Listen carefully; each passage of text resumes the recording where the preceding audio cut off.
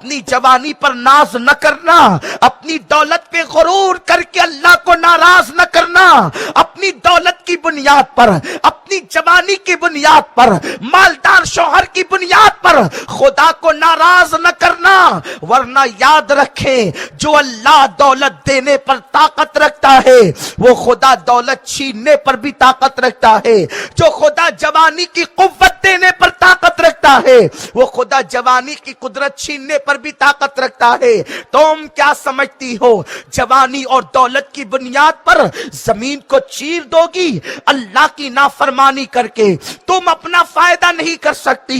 بہت سی عورتوں کو ہم نے دیکھا ہے کہ اللہ اکبر، مالدار شوہر ملنے کے بعد، اچھا مکان ملنے کے بعد، دولت کی فراوانی کے بعد، جب وہ اللہ کی نافرمان ہو گئی، جب انہوں نے اللہ کی نافرمانی کی تو اللہ نے ان کو بیماریوں میں مبتلا کر دیا، اور جب بیماری میں مبتلا ہو گئی تو جو شوہر کبھی آگے پیچھے گھومتا تھا بیماری کی بنیاد پر چھوڑ کر، کبھی وہ دوسری بیوی کی طرف مائل ہو گیا، کبھی وہ کسی اور کی طرف مائل ہو گیا۔ اس لیے اے خاتون جنت کی کنیزو، اللہ کو ناراض کر کے نہ تم دنیا میں سکون پا سکتی ہو نہ آخرت میں سکون پا سکتی ہو۔ اس لیے اپنے اللہ کو راضی کرنے کی کوشش کرو، اپنے رسول کو راضی کرنے کی کوشش کرو۔ اللہ نے دیا ہے تو اللہ کی نافرمانی میں خرچ نہ کرنا، اللہ نے دیا ہے تو رسول اعظم کا دل دکھانے میں خرچ نہ کرنا۔ جب اللہ نے دیا ہے تو تلاوت قرآن کرو، غریبوں پر صدقہ کرو، غریبوں پر خیرات کرو۔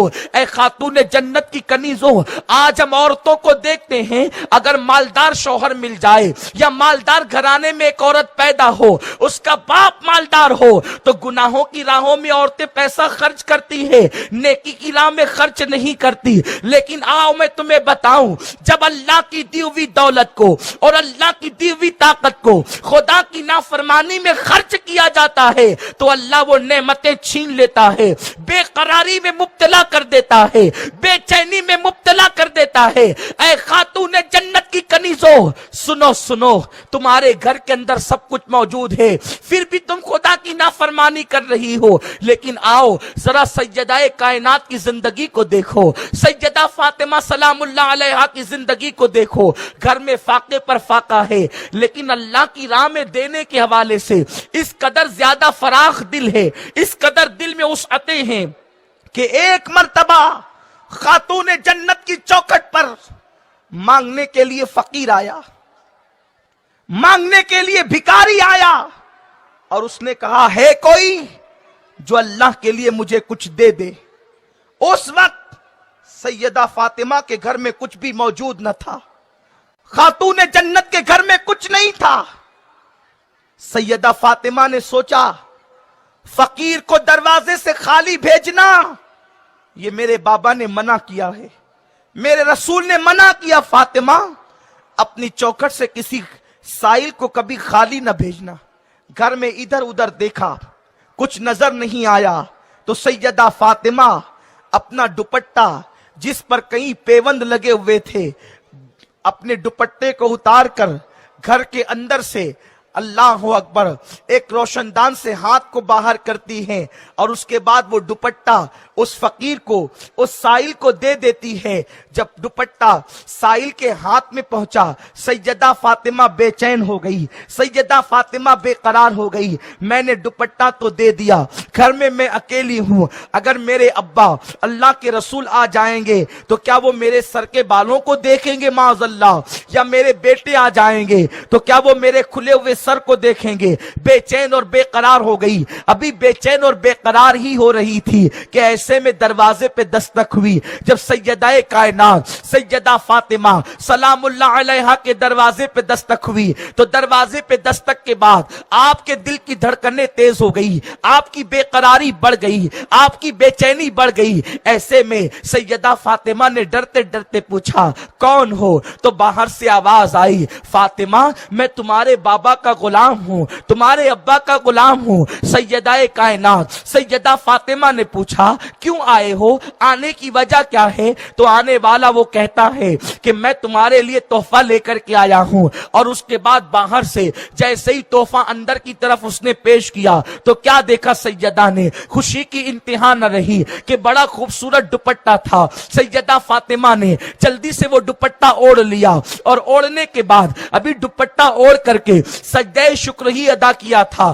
کہ دروازے پہ پھر دستک ہوئی۔ پوچھا کون ہے؟ میرے آقا نے جواب دیا کہ بیٹی میں محمد تمہارا باپ ہوں، تمہارا والد ہوں۔ اللہ اکبر، دروازہ کھول دیا گیا۔ میرے سرکار نے جیسے ہی سیدہ فاطمہ کے سر پہ دوپٹہ دیکھا، مسکرا کر فرمایا فاطمہ یہ دوپٹہ بڑا خوبصورت ہے، کہاں سے لائی ہو؟ سیدہ فاطمہ کی آنکھوں میں آنسو آ گئے، عرض کرتی ہے بابا جان میں نے اپنا دوپٹہ ایک فقیر کو خیرات میں دے دیا تھا۔ تو پھر دروازے پہ دستک ہوئی، میں نے پوچھا تو آنے والے نے کہا آپ کے بابا کا غلام ہوں اور آپ کے لیے دوپٹہ تحفے میں لایا ہوں۔ وہ دوپٹہ کوئی آپ کا غلام دے کر کے گیا ہے۔ میرے آقا فرماتے بیٹی اللہ کی طرف سے تمہارا امتحان تھا کہ تم اللہ سے کتنی محبت کرتی ہو۔ اللہ نے جبریل کو فقیر بنا کر تیری چوکھٹ پر مانگنے کے لیے بھیجا تھا۔ جب اللہ کی محبت میں تو نے اپنا دوپٹہ دے دیا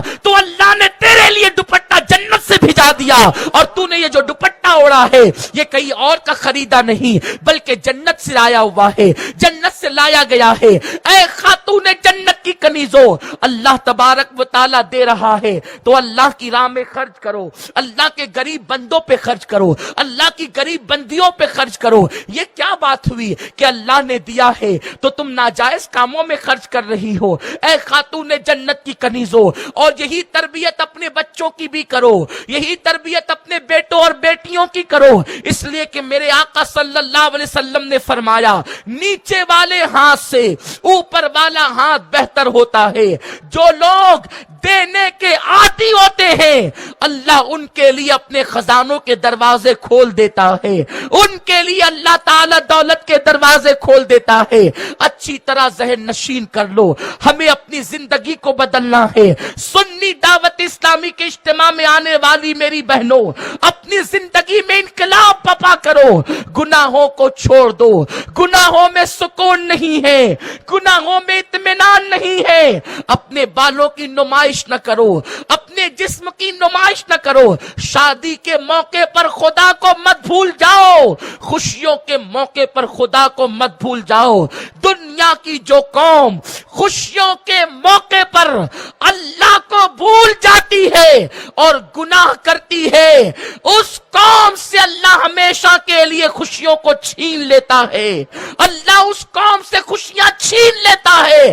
اگر ہمیشہ خوش رہنا ہے تو خوشیوں میں اللہ کو یاد کرو، اللہ کے رسول کو یاد کرو، خدا کو خوش کرنے کی کوشش کرو، رسول کو خوش کرنے کی کوشش کرو۔ اگر تم اپنی خوشیوں میں اللہ و رسول کو خوش کرو گی، اللہ وہ خوشیاں عطا کرے گا کہ کبھی وہ خوشیاں تم سے دور نہیں جائے گی۔ اور اگر تم نے خوشیوں میں اپنے بالوں کی نمائش کر کے، نمازوں کو ترک کر کے، گناہوں کا ماحول بنا کر، ڈی جے کا ماحول بنا کر، میوزک کا ماحول بنا کر، بے پردگی کا ماحول بنا کر، غیر مسلم اجنبی لڑکوں سے مہندیاں لگوا کر اگر اللہ کو ناراض کیا تو پھر خوشیاں تم سے چھین لی جائے گی۔ کیا خیال ہے تمہارا؟ بڑے بڑے بادشاہوں کی ملکاؤں سے اللہ نے خوشیاں چھین لیا۔ میری بہنوں، ہم ایسی عورتوں کو بھی جانتے ہیں کہ جن کے شوہروں نے ان کے دل پر بڑے بڑے شہروں کو آباد کیا، بڑے بڑے شہر آباد کیے، لیکن آج ان عورتوں کی قبروں کا نشان نہیں۔